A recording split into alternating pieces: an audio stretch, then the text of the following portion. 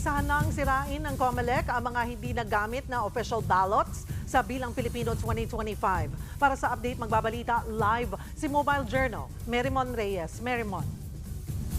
Cheryl, dito nga sa National Printing Office, sinimulan na ang destruction at disposal ng official unused ballots.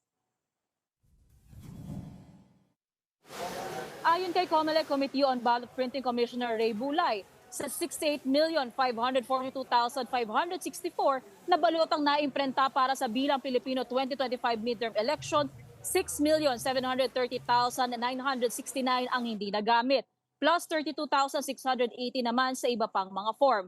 At ngayon, mano-mano itong pinupunit pahalang, iipunin at dadalhin sa isang tunawan sa Pampanga imbis na sunugin. Noong isinagawa kasi ang manual at machine validation matapos ma-print ang higit 68 milyong balota, ang mga balotang makikitang mayroong discoloration, walang imprenta sa likod, may ink smudging, maling pagkakagupit o kaya naman lukot o di kaya hindi nabasa ng ACM ang mga itinabi at hindi ginamit. Wala naman daw babayaran ang poll body pagdating sa mga ito at plano nilang tapusin ang disposal mula May 30 hanggang June 30.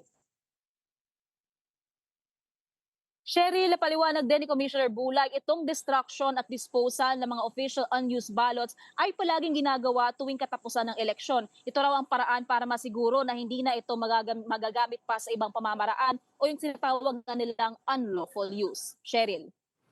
Maraming salamat, Mobile Journal, Merimon Reyes.